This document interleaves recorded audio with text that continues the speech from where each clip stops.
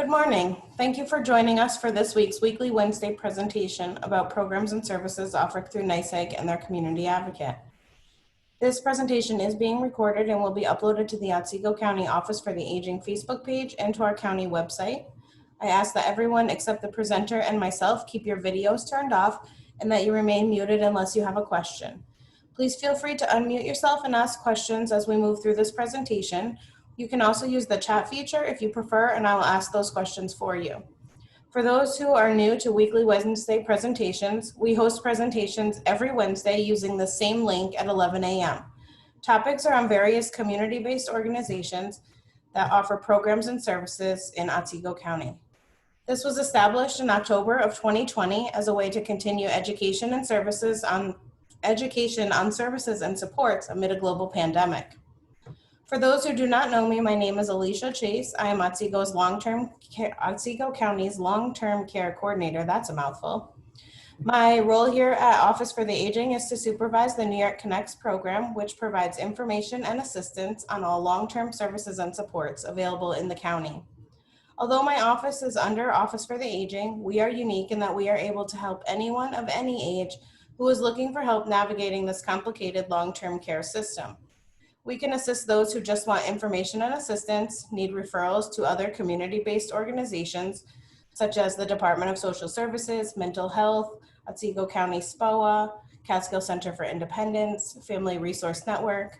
We do interagency referrals here to Office for the Aging for older adult services, Social Security, anyone who needs help with application, help seeking information on admissions to adult homes or nursing home placement, just to name a few. If you are unsure if New York Connects can help you or your loved one, please do not hesitate to reach out.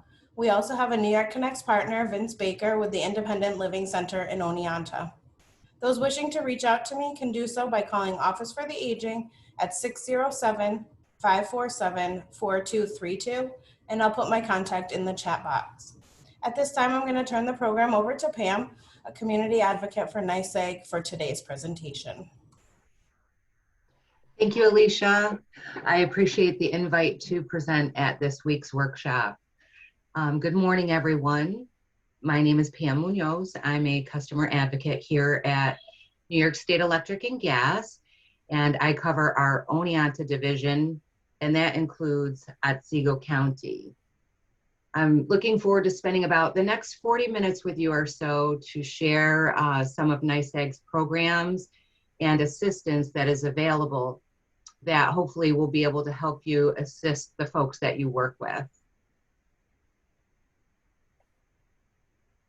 So today we're going to take a look at NYSEG's response to the pandemic, the advocate role in the communities that they serve, the Home Energy Fair Practices Act and special protections accounts, our medical emergency and life-sustaining equipment programs, our energy assistance program, the Project Share Heating Fund, and some other ways that we are here to help. So safety has always been a core value at NYSEG and at our parent company, Avangrid. And whenever we start off a meeting, we tend to kick it off with a safety message. And I would just like to remind everyone or mention to everyone that May is Motorcycle Safety Month. So as the weather's getting warmer and more bikes are hitting the road, I would just like to ask folks to be mindful that when you encounter a bike, a motorcycle, to be able to give them as much room as you would a full-size vehicle. That when you are merging into traffic or changing lanes, to be certain to check your blind spots. And then when entering an intersection, to use extra caution. The extra minute it takes to do a double take could possibly save a life. So speaking of safety, since the onset of the pandemic, financial safety has definitely been a priority to our customers. And because financial circumstances have changed for so many households, NYSEG has set some protections in order to help safeguard our residential customers. For our customers whose household income has changed due to the pandemic, we are asking that they reach out to us and let us know that their income has changed so that we can discuss payment arrangements with them or other avenues that may be able to assist their financial situation. And they can call us at 888-315-1755. Throughout the pandemic and ongoing, we are waiving security deposits for any of our new customer accounts. And we are also waiving late payment charges on any accounts that may have a past due balance. And since the onset of the pandemic, we have suspended termination of service due to credit reasons. So if someone has a shut-off notice, we are currently suspending interruption. And New York legislation has extended the New York disconnect moratorium through December 31st. So that will just give us extra time throughout the remainder of the year for any accounts or customers who've gotten behind, for us to be able to work with them to try to get their financial situation, assist them with their financial situation. We are reminding folks that HEAP is still open through August 31st, and normally HEAP assistance closes in March. And people can apply for assistance at otda.ny.gov. Also, they can get information regarding the HEAP program and any income guidelines at that website. Also, a reminder that the cooling assistance program offered through Department of Social Services is now open. And if there is a household that has a member with a medical condition that is exacerbated due to heat, and they are HEAP income eligible, they could qualify for financial assistance to gain air conditioning help for their home. So the details for that are at otda.ny.gov.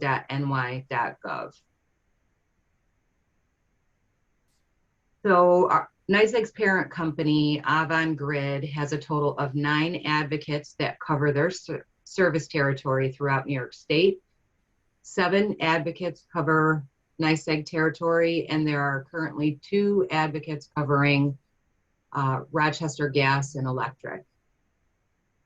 We serve as a safety net to our vulnerable customer population. We are a liaison between the Departments of Social Services and other human service agencies like Office of the Aging, Catholic Charities, community action programs. And we promote our company's low-income program, which we'll be talking about today. We do customer outreach, and we provide assistance and education regarding our company programs. Advocates assist our vulnerable residential customers and households that have life-sustaining equipment, medical issues, our income challenged customers, and households that are considered elderly, blind, or disabled. And we're going to take a look at those vulnerable households. So back in 1981, the Home Energy Fair Practices Act was established in order to ensure fair treatment of all residential customers in New York State. A collaboration of Department of Social Services, Office of the Aging, and the utilities in New York State got together in order to set into place these protections for all residential customers. HEFPA provides residential customers with protections in areas such as billing, payment and complaint procedures, and application for services. This law also protects our households that are coded elderly, blind, or disabled, and are households that have medical emergencies with a termination notice. So in order for a household to qualify for special protections and be coded as what we call EBD, all members of that household must be 62 years or older or 19 years or younger, be legally blind, or receiving disability benefits. So if all members of a household are meeting that criteria, we place a special coding in our billing system that will flag that account in the event of an emergency. So for example, if there is a storm coming, we would send a blaster call to that household, advising them of the upcoming storm and that they should get prepared since their services could be affected by that.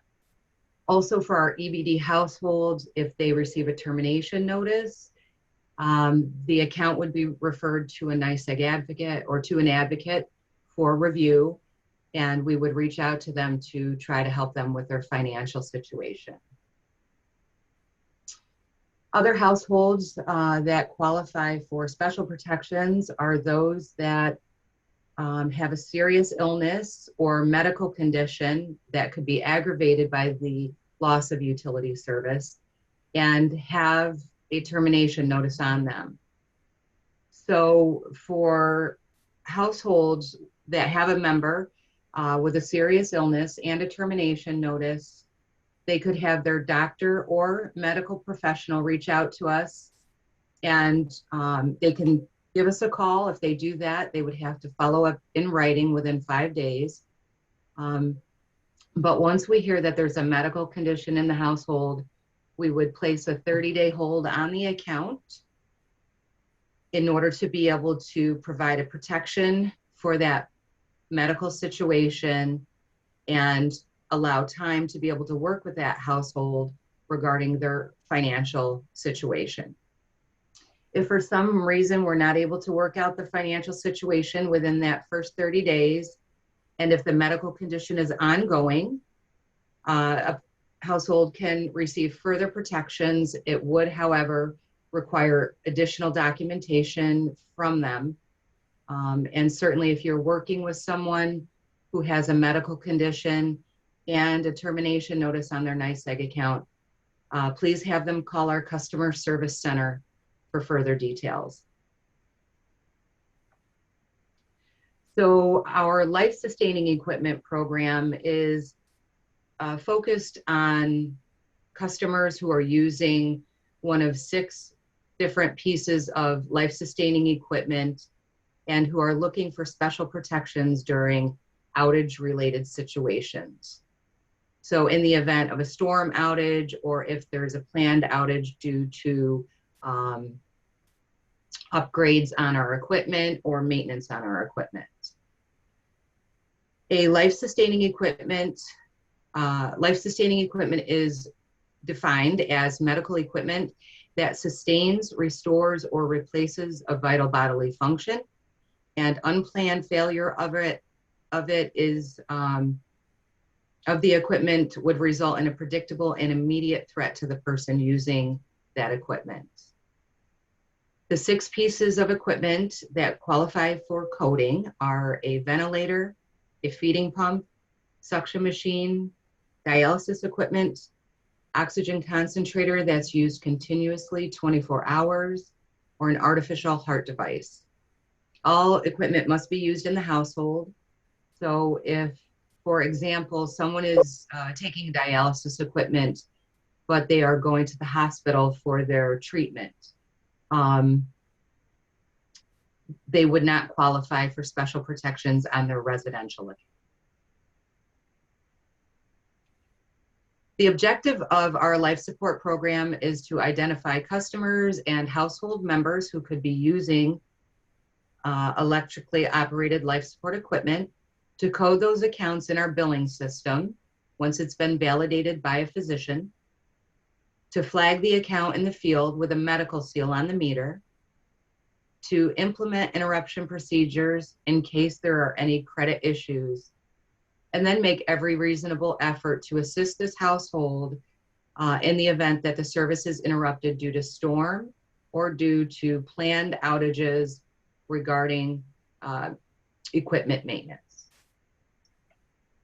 Customers can enroll in our life support program by giving us a call at 1-800-572-1111.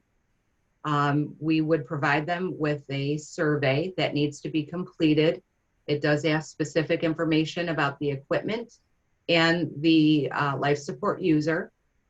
It would also need to be completed by the prescribing physician with their information and their signature. And we ask that these surveys are returned within 30 days. Once we receive the completed survey back here, it's reviewed. And once it is deemed valid, we would send them a confirmation letter in the mail that includes an unlisted phone number that's specific to our life support customers.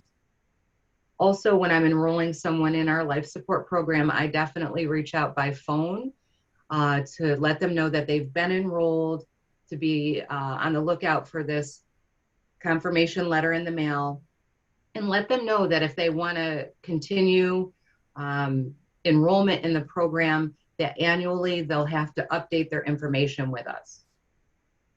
In the event that we receive a survey that is not valid, we're going to go ahead and send them a denial letter, letting them know.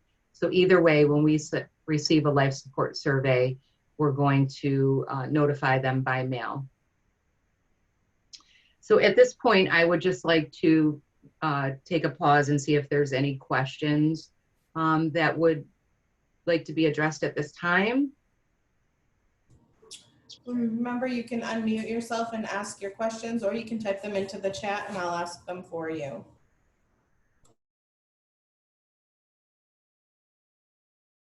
So anyone can feel free to stop me at any time if they'd like. I'm going to move forward and I'm going to talk about our energy assistance program. And that is a financial assistance program available to our income eligible customers. So once someone receives HEAP, they are eligible for our energy assistance program. And the first component of that is a monthly bill credit. When the HEAP payment is applied to their NYSEG account, the account will automatically begin receiving monthly bill credits. If a NYSEG customer's HEAP is applied to a fuel vendor, all they have to do is provide us with a copy of that HEAP award letter, and then they'll start receiving monthly bill credits on their NYSEG account.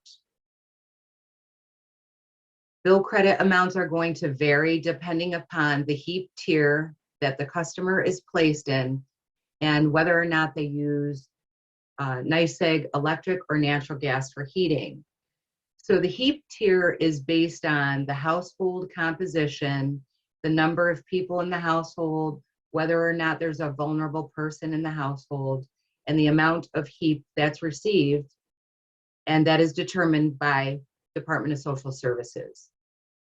HEAP, monthly bill credits can vary depending on these factors and will range from $3 upwards to $36 a month, depending upon the household composition and whether they heat with natural gas or electric. And then once they're enrolled in our energy assistance program, that household is going to receive an application for the New York State Energy Research and Development Authority, or NYSERDA. And by completing that application and returning it, they could qualify for potentially hundreds of dollars in free energy saving measures for their household. And that is regardless if they're a renter or a homeowner. The second component to our energy assistance program is called arrears forgiveness. And in order to be enrolled, an account must be receiving the monthly bill credit have made 3 or more payments on their account in the last 12 months, have an account balance between $240 and $1,500, and be willing to be enrolled in the monthly budget billing program.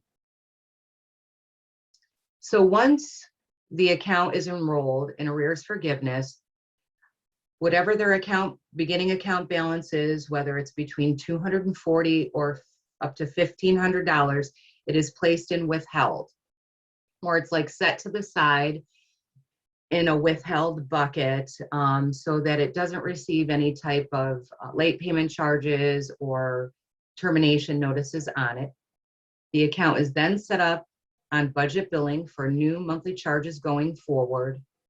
And then each time the customer pays their bill in full and on time, they will receive a credit equaling 1/24 of the original withheld amount. So we're going to take a look at an example. I hope that this is able to help folks get a better picture of how someone can benefit from our arrears forgiveness program. So this customer, for example, is starting with a withheld balance of $1,500.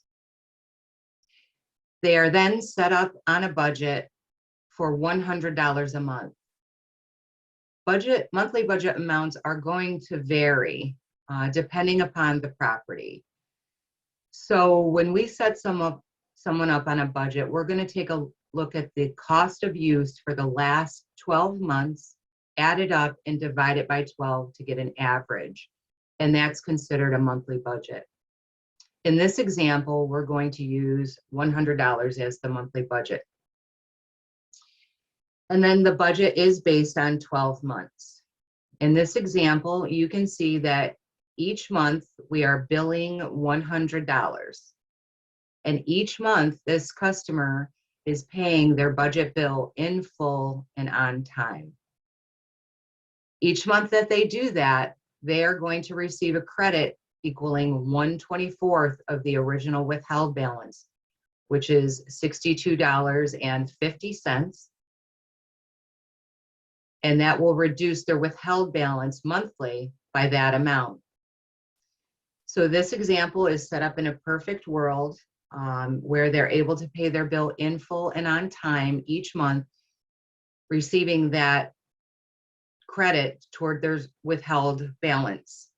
At the end of 12 months, they have earned a credit towards their withheld balance of $750. If this customer is able to do this 2 years in a row, just by paying their monthly budget bill in full and on time for their new charges, they will have been forgiven their original withheld amount of $1,500. When enrolled in arrears forgiveness, it is important for someone to stay current, and if they fall behind, to catch up or become current. I'm going to give you an example because we definitely don't live in a perfect world, but we're going to use the same customer who has a withheld balance starting at $1,500 and the same monthly budget amount of $100. You can see for the first 3 months, we bill $100 and they pay $100, and they earn that credit equaling 1/24 of the withheld amount. At month number 4, they were unable to pay their bill, so they did not receive that credit, and the withheld balance was not reduced. At month number 5, we send them their 5th month budget bill, and they pay it.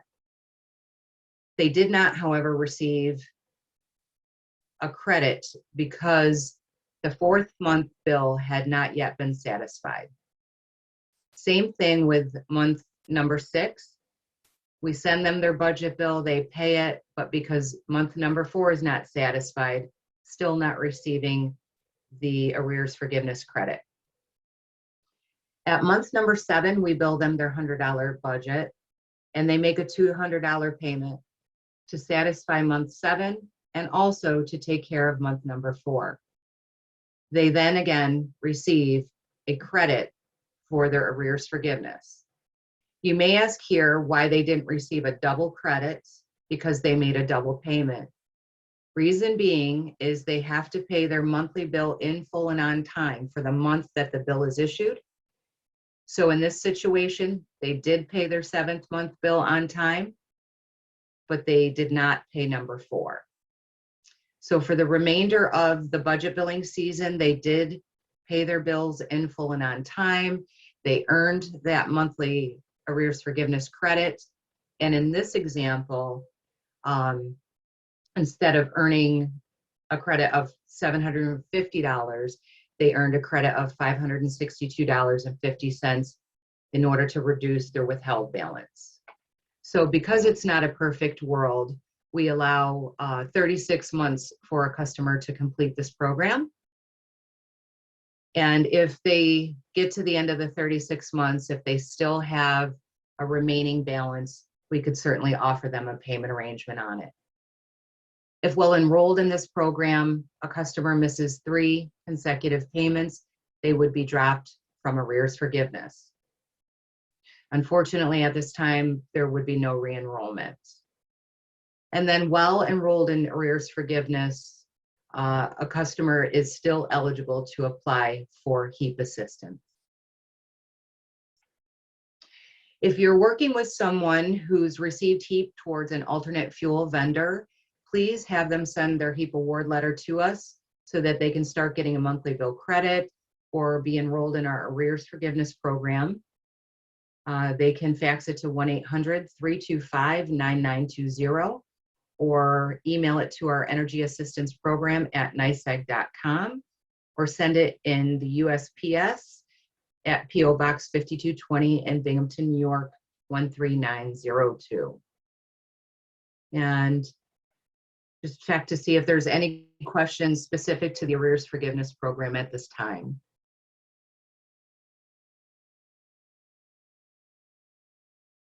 Okay, so we'll go over our Project Share Heating Fund. That is also another financial assistance program. And the Project Share Heating Fund is designed to help income eligible NYSEG customers, as well as active military members and veterans that live in the NYSEG service area. So this fund is administered by HeartShare Human Services of New York. And since 1982, it has helped over 63,000 families with grants totaling $17 million. In order to be eligible to apply for a Project Share grant, someone must have an active NYSEG account, have an active termination notice, be the customer and tenant of record, and meet the HEAP income guidelines. The exception to this are our military members. So active duty military and well-discharged veterans qualify to apply regardless of their income. The household, however, must still have an active termination notice, but the NYSEG account can be in a spouse's or partner's name. And the military member does not necessarily have to reside in the household. Customers can apply for a grant once every 12 months, and the grant amount is going to be $350 regardless of the amount of the termination notice. This is a fuel neutral program, so if someone is heating with an alternate fuel source, certainly they can apply for a Project Share grant if they have 10 days of fuel or less.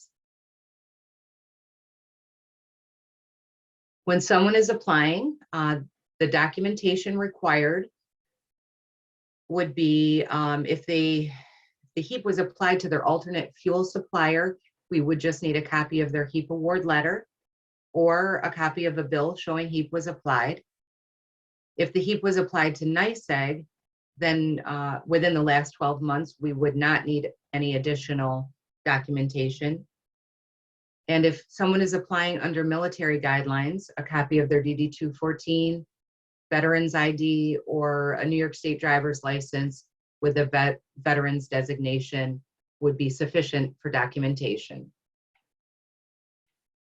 All applicants must have an active termination notice from NYSEG, or if applying for a deliverable fuel, they can have a 10-day supply of fuel or less. There are 3 ways to apply, and customers can call HeartShare Human Services at 1-800-599-4327, leave their information, and someone will call them back. They can contact an intake agent, and Otsego County Catholic Charities is an intake agent for Project Share, and they can contact them on their Main Street location in Oneonta. Or they can contact me directly. I would be more than happy to process an application for someone applying for the grant. Some frequently asked questions. Does HeartShare notify the customer with the result of the application? And how long does it take to process the grant? It takes about 3 business days for grants to be processed, and HeartShare will go ahead and mail them a letter whether they've received the grant or been denied a grant. And when I process an application for a customer, I am going to reach out to them by phone, whether they're approved or denied.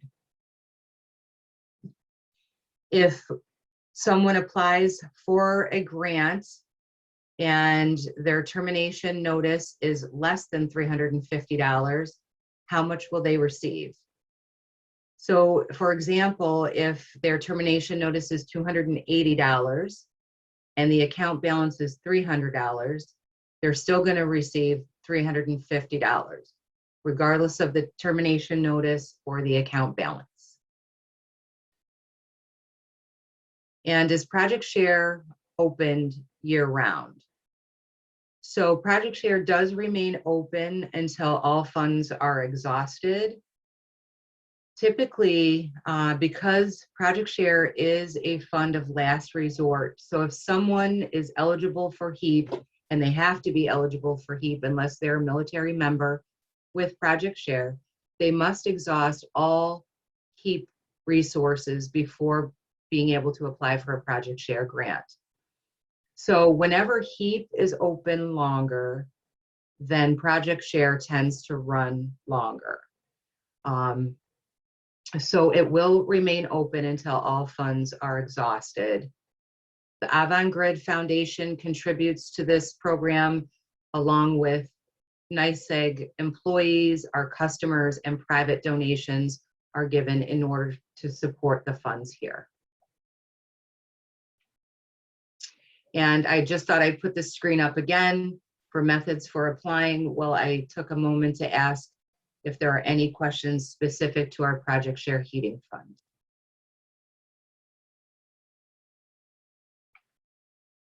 Okay, so a couple other tools I would like to mention is that we do have a third-party notification or friendly reminder program.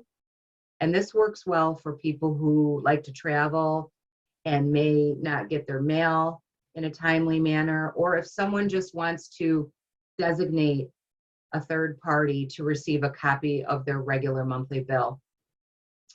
The third-party notification form is available at nyseg.com, or you can call our customer service center and complete the application, designate that individual you would like us to send a bill to, and they will begin receiving a copy of your bill. Also, NYSEG works with the New York Relay Service. So for our hearing and speech impaired customers, they can dial 911 so that we can better assist them. We do employ an interpreter service for our customers that don't use English as a first language. This does help us to better communicate with them.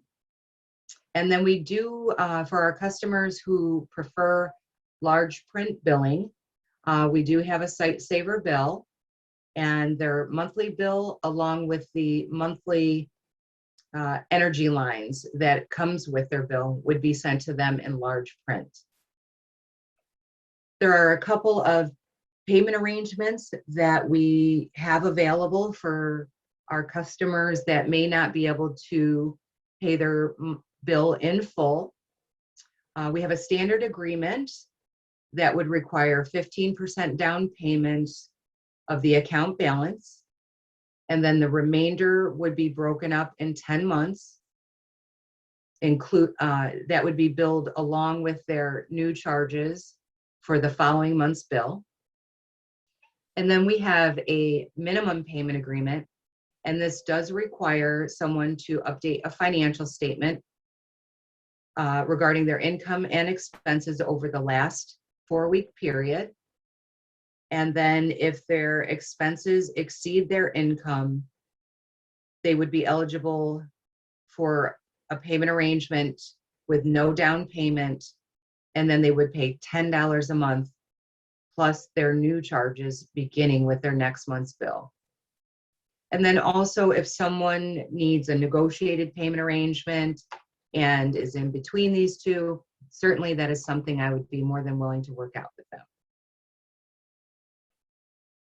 A reminder that all walk-in offices are closed until further notice. So NYSEG in Oneonta is currently closed, but folks can make payments either online or at payment locations. And just a reminder that if people call in with a credit or debit card by phone, there is no additional fee for that. However, if you make a payment at a Walmart or a local bank, there could be additional fees charged by the store themselves.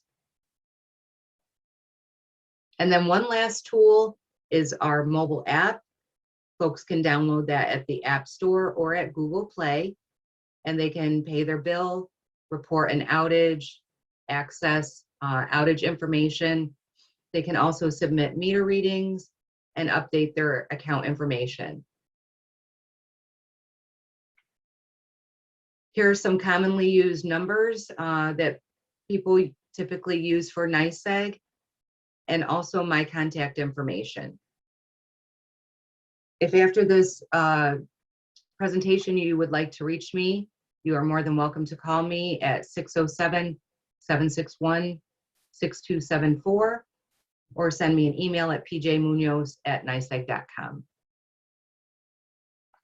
And I would just like to thank everyone for taking their time to spend with me today. And if you have questions now, I'd be happy to try to answer them. And please feel free to reach out to me in the future if you have any questions. Thank you. Does anybody have any questions?